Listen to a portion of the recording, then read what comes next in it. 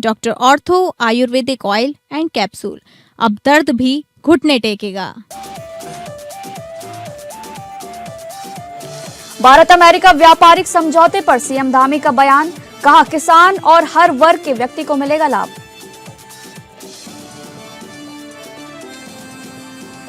हरिद्वार में स्वामी सत्यमित्रानंद गिरी जी महाराज की विग्रह मूर्ति का स्थापना समारोह में सीएम योगी ने की शिरकत। रक्षा मंत्री राजनाथ सिंह भी रहे मौजूद। मसूरी में रवनीत सिंह बिट्टू पर बयान पर रार, भारतीय जनता पार्टी का विरोध प्रदर्शन, राहुल गांधी का पुतला दहन। बागेश्वर में राष्ट्रीय पैराग्लाइडिंग प्रतियोगिता में साहसिक पर्यटन को मिली नई उड़ान, साहसिक खेलों के अनुभवी पायलटों ने लिया हिस्सा।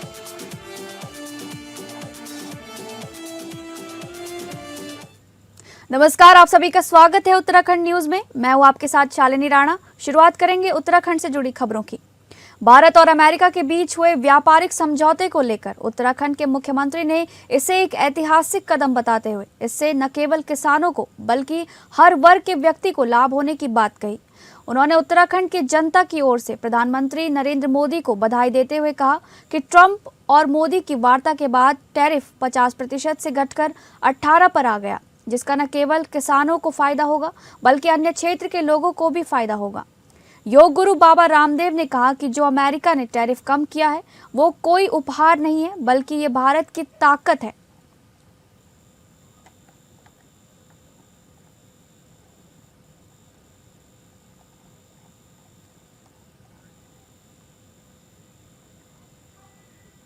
कांग्रेस पार्टी द्वारा एक अहम बैठक का आयोजन किया गया, जिसमें विभिन्न संगठनों के प्रतिनिधियों ने भाग लिया।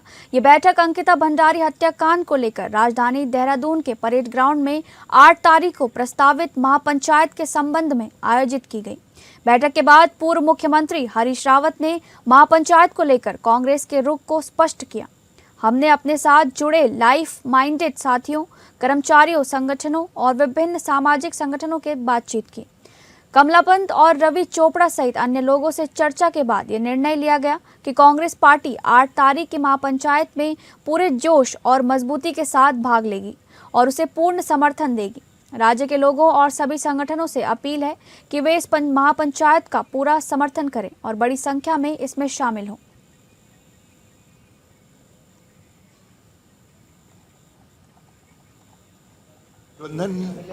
के सब साथियों ने, हमने और हमारे साथ हमारे लाइक माइंडेड कई कर्मचारी संगठन और ऑर्गेनाइजेशंस ने 2 राउंड की हमने बातचीत की और उसमें हमने 8 तारीख की जो महापंचायत है अंकिता प्रकरण को लेकर के उसके विभिन्न पहलुओं पर विचार विमर्श किया और विचार विमर्श करने के बाद हम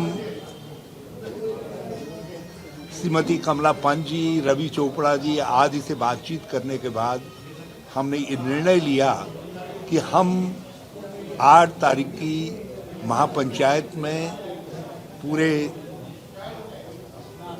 पूरे जोश के साथ भाग भी लेंगे और हम उसका पूरा समर्थन करेंगे। अगली खबर गदरपुर से है, जहां उधम सिंह नगर जिले के संयोजक पूर्व सैनिक लीग नैनीताल उत्तराखंड के खड़क सिंह कार्की ने संसद के दोनों सदनों के सांसदों पर जमकर निशाना साधा है। खड़क सिंह कार्की ने कहा कि वर्तमान समय में लोकसभा और राज्यसभा का स्तर चल रहा है, लेकिन दोनों ही सदनों में जनहित के मुद्दों पर चर्चा कम और एक दूसरे पर आरोप प्रत्यारोप ज्यादा लगाए जा रहे हैं। उन्होंने नाराजगी जताते हुए कहा कि इस वजह से कोई भी महत्वपूर्ण विधेयक पारित नहीं हो पा रहा है, जिससे देश का विकास प्रभावित हो रहा है। उन्होंने ये भी कहा कि संसद की कार्यवाही पर प्रतिदिन करोड़ों रुपए खर्च होते हैं और इसी तरह हंगामा चलता रहा तो ये आम जनता के टैक्स के पैसे की बर्बादी है। पूर्व सैनिक लीग के संयोजक ने लोकसभा अध्यक्ष और राज्यसभा सभापति से मांग की है कि वे सदन की गरिमा बनाए रखने के लिए सख्त कार्रवाई करें ताकि संसद सुचारू रूप से चल सके और जनहित से जुड़े विधेयक पारित हो सके। फिर से रुक करेंगे उत्तराखंड से जुड़ी खबरों का। उत्तराखंड के पूर्व कैबिनेट मंत्री हरक सिंह रावत ने प्रदेश सरकार पर कटाक्ष करते हुए कहा कि जिला और तहसील बनाने का अधिकार राज्य सरकार को है, जबकि विकास खंड के लिए केंद्र सरकार की अनुमति जरूरी है। उन्होंने मुख्यमंत्री पुष्कर सिंह धामी और विधानसभा अध्यक्ष ऋतु खंडूरी भूषण को कहा है कि वे इस मामले में जानकारी लें और अपने ज्ञान को बढ़ाएं। हरक सिंह रावत ने कहा कि किसी एक जिले में कोई राजकीय मेडिकल कॉलेज हो सकते हैं और उन्होंने कोटद्वार में राजकीय मेडिकल कॉलेज के मुद्दे पर विधानसभा अध्यक्ष ऋतु खंडूरी को ज्ञान देने की पेशकश की। उन्होंने कहा कि वे कोटद्वार से विधायक रह चुके हैं और उनके पास एक लंबा राजनीतिक अनुभव है, जिसे वे ऋतु खंडूरी के साथ बांटने को तैयार हैं। हरक सिंह रावत ने कहा कि ऋतु खंडूरी उनकी छोटी बहन है। उन्होंने कहा कि वे ऋतु खंडूरी को संसदीय ज्ञान और विभागीय ज्ञान देने को तैयार हैं। हरक सिंह रावत के इस बयान के बाद राजनीतिक हलकों में चर्चाएं शुरू हो गई हैं। विधानसभा अध्यक्ष ऋतु खंडूरी भूषण कोटद्वार से विधायक हैं और हरक सिंह रावत का बयान ऐसे समय में आया है जब प्रदेश में राजनीतिक गतिविधियां तेज हो गई हैं।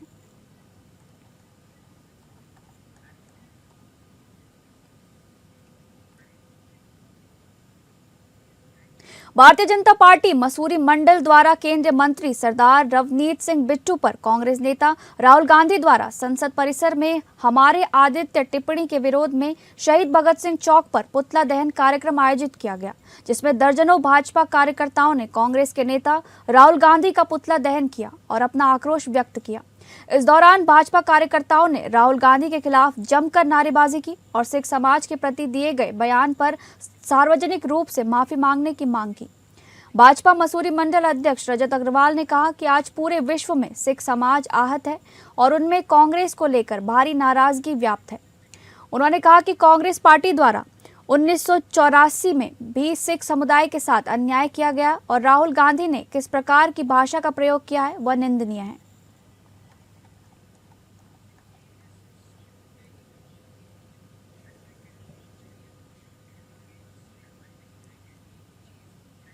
कोटद्वार में लगातार मचते हंगामे के बाद कांग्रेस के वरिष्ठ नेताओं और राष्ट्रीय अध्यक्ष ने लोकसभा में इस मुद्दे को उठाने का काम किया है, जिसके बाद कोटद्वार विधायक और विधानसभा अध्यक्ष ऋतु खंडूरी भूषण खासे गुस्से में नजर आ रही हैं।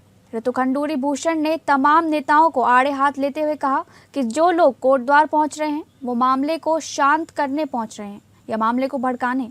ऐसे किसी भी व्यक्ति को कोटद्वार में प्रवेश करने की कोई जरूरत नहीं है।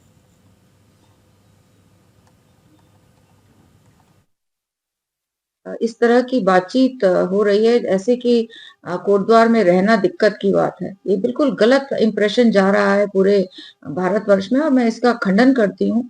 हमारा सौहार्दपूर्ण शहर है, बहुत अच्छा शहर है, एक दूसरे के साथ हम लोग सब प्रेम प्यार से रहते हैं। इंसिडेंट्स होते हैं और ये नहीं है कि कहीं और नहीं होते, इंसिडेंट्स होते हैं, लेकिन उसको इतनी पूरी तरीके से पॉलिटिकल कर देना।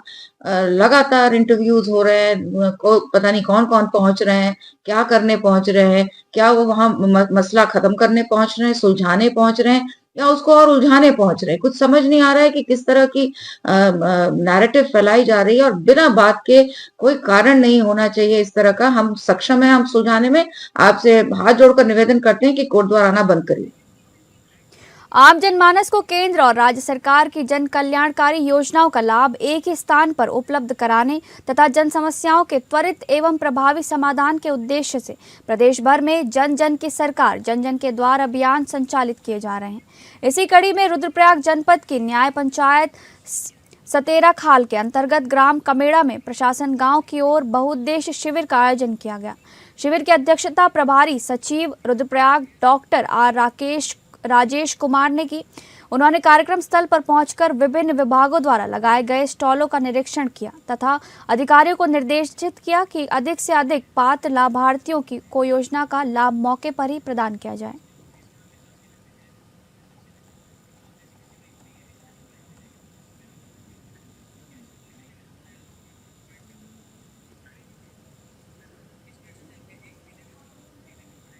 दो फरवरी की सुबह मुख्य बाजार में हुई युवती की नृशंस हत्या में रिकॉर्ड समय में एसआईटी द्वारा अभियुक्त के खिलाफ चार्जशीट तैयार की गई है। चार्जशीट में 35 गवाहों को सम्मिलित किया गया है। वहीं कोर्ट में फास्ट ट्रैक में केस ट्रायल के लिए देहरादून पुलिस पैरवी करेंगी। इस नृशंस हत्याकांड पर त्वरित कार्रवाई के लिए एसएसपी देहरादून ने एसआईटी गठित की थी, जिसको लेकर एसएसपी देहरादून अजय सिंह का कहना है कि जघन्य हत्याकांड को कोर्ट में जिराकर कठोरतम सजा के लिए पैरवी की जाएगी।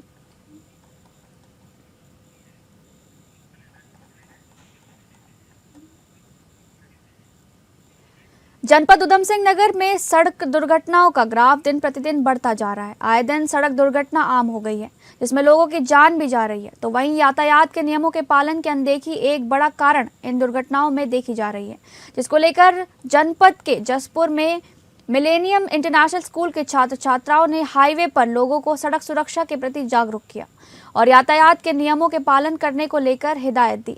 इस दौरान छात्र छात्राओं के साथ स्थानीय पुलिस भी मौजूद रही और लोगों को जागरूक किया गया।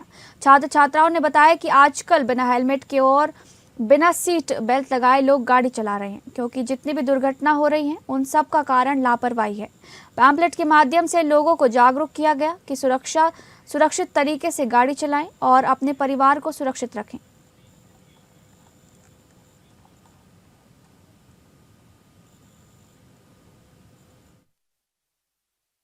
People who doesn't wear helmet and not in a proper safety, like they are driving the car, so they don't wear seatbelt. So we are awaiting that to wear the seatbelt and putting helmet on their head. नाम ईशान चौहान है और मैं global millennium international school का विद्यार्थी हूँ। आज हमारे school की तरफ से लोगों को अवेयरनेस के लिए सूचित किया गया है। Always wear helmet before driving, wear the seatbelt and always slow drive and maintain a distance. बहुत सोचा तो अब आप लोग का कार्ड में देख सकते हैं। वी स्टडीड अ लॉट, बहुत डीप से सोचा। हर टाइम हम लोग अवेयरनेस प्रोग्राम चला जाता है। अगली खबर, बागेश्वर के गरुड़ के टीट बाजार क्षेत्र में एक दर्दनाक सड़क घटना में स्कूटी चालक की मौके पर ही मौत हो गई, जबकि स्कूटी पर पीछे बैठा युवक गंभीर रूप से घायल हो गया। जानकारी के अनुसार स्कूटी सड़क किनारे खड़ी एक पिकअप से टकरा गई, जिससे ये भीषण हादसा हुआ। हादसे में स्कूटी चालक की पहचान नेपाली मूल के तेज बहादुर बूढ़ा निवासी जिला जाजरकोट नेपाल के रूप में हुई है। वहीं स्कूटी पर पीछे बैठे युवक प्रमोद सिंह परिहार इस हादसे में गंभीर रूप से घायल हो गए। घटना की सूचना मिलते ही स्थानीय लोग और पुलिस मौके पर पहुंचे और दोनों को तत्काल अस्पताल पहुंचाया गया।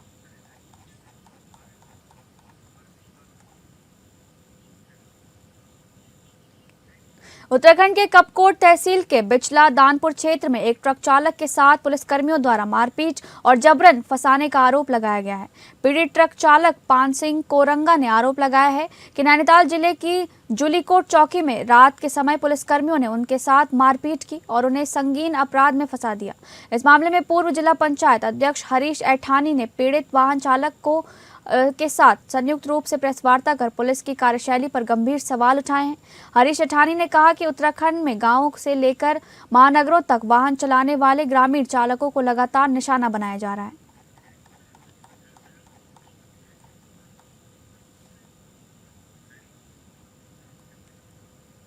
उधम सिंह नगर जिले के खटीमा क्षेत्र में एक दर्दनाक घटना सामने आई है, जहां संदिग्ध परिस्थितियों में जहरीला पदार्थ पीने से भाजपा नेता डिल्लू सिंह राणा और अधिवक्ता मलकीत सिंह राणा की मौत हो गई, जबकि उनके साथ मौजूद अधिवक्ता प्रवेश मौर्य की हालत गंभीर बनी हुई है।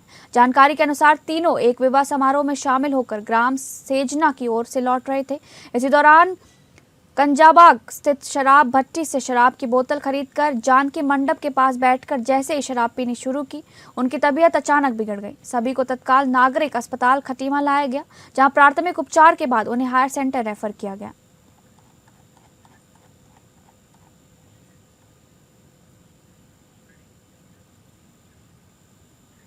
चमोली में सलूट डूंगरा मोटर मार्ग की बदहाल स्थिति को लेकर ग्रामीणों ने जिला मुख्यालय पहुंचकर जिलाधिकारी को ज्ञापन सौंपा, आवश्यक कार्रवाई करने की गुहार लगाई। उन्होंने कहा कि 7 वर्ष पूर्व सेलंग सलूट डूंगरा मोटर मार्ग पर सुधारीकरण के लिए 7 करोड़ रुपए स्वीकृत हुए थे, लेकिन निर्माण के नाम पर केवल ठेकेदार के द्वारा लीपापोती की गई और 2022 में भी 8.5 करोड़ रुपए की धनराशि सड़क के लिए स्वीकृत हुई थी, लेकिन अभी भी विभाग की ओर से ठेकेदार की आपसी मिलीभगत के चलते लीपापोती की जा रही है। कोई भी गुणवत्तापूर्वक कार्य नहीं किया जा रहा है। ग्रामीणों ने आरोप लगाया कि पूर्व जिलाधिकारी डॉक्टर संदीप तिवारी ने इस मामले में जांच के आदेश भी दिए थे।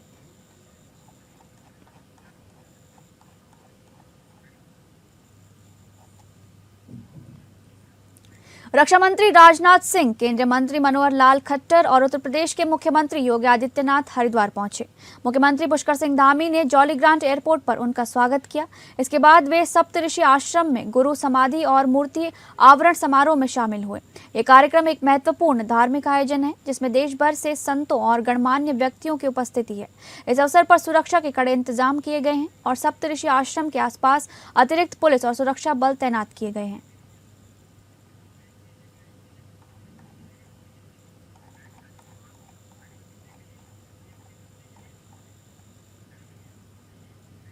एनसीपी के नेता और महाराष्ट्र के उप मुख्यमंत्री अजित पवार की अस्थियां गुरुवार को हरिद्वार में पूरे विधि विधान के साथ प्रवाहित की गई।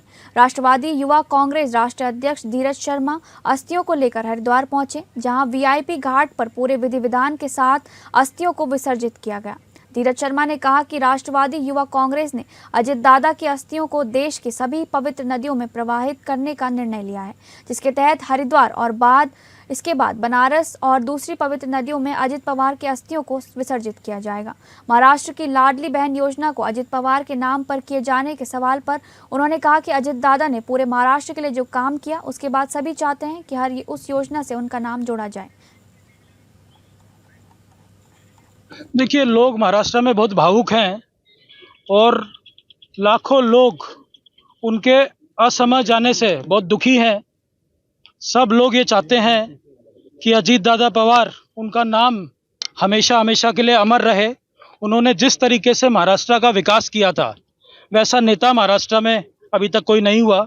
इसलिए सभी भावुकता के आधार पे सब लोग चाह रहे हैं कि अजीत दादा का नाम हर उस चीज़ में दिया जाए जिससे लोगों का कल्याण हुआ हो। लाड़की बहन योजना से लाखों हमारी बहनों को आधार मिला है, इसलिए सभी लोगों का मानना है कि उनका नाम मिलना चाहिए और हम जैसे सभी कार्यकर्ताओं की भी यही इच्छा है। अल्मोड़ा में खेल मंत्री रेखा आर्या ने सोमेश्वर विधानसभा क्षेत्र के गांव गोविंदपुर में आयोजित मकर संक्रांति क्रिकेट टूर्नामेंट की विजेता और उपविजेता टीमों को सम्मानित किया। इस अवसर पर कैबिनेट मंत्री रेखा आर्या ने कहा कि प्रदेश में खेल ढांचे का लगातार विस्तार किया जा रहा है और अब दूर दराज के गाँव में भी खेल मैदान और मिनी स्टेडियम बनाने पर सरकार का फोकस है। उन्होंने कहा कि प्रदेश में खेल संस्कृति विकसित हो रही है और ऐसे में पहाड़ी क्षेत्र के युवाओं को खेल को करियर के रूप में अपनाना चाहिए।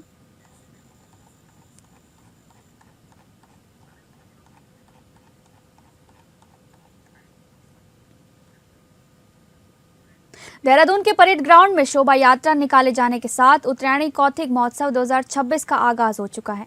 इस शोभा यात्रा में मां नंदा देवी और गोलजू महाराज जी के साथ अन्य देवी देवताओं की डोलियां ढोल नगाड़ों की गूंज के साथ पारंपरिक वेशभूषा में निकाली गई। इस महोत्सव का आयोजन सेवा संकल्प फाउंडेशन के तत्वाधान में किया जा रहा है, जो 5 फरवरी से लेकर 8 फरवरी तक किया जाएगा।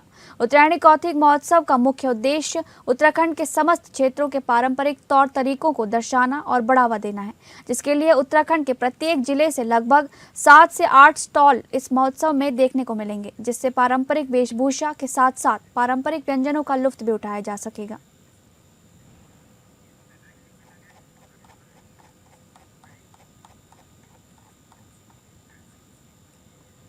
पहाड़ों के सुदूरवर्ती इलाकों में साहसिक पर्यटन को नई पहचान देने की दिशा में उत्तराखंड सरकार का बड़ा कदम सामने आया है। प्रदेश सरकार के सहयोग से कपकोट क्षेत्र के जालेक से केदारेश्वर मैदान तक राष्ट्रीय स्तर की पैराग्लाइडिंग प्रतियोगिता का आयोजन किया जा रहा है। इस प्रतियोगिता में देश के अलग अलग राज्यों से साहसिक खेलों में अनुभवी पायलट हिस्सा लेने पहुंचे हैं। गुजरात, महाराष्ट्र, मेघालय, असम, हिमाचल प्रदेश के साथ साथ BSF और असम राइफल्स उत्तराखंड से भी पैराग्लाइडिंग पायलट कपकोट पहुंच गए हैं।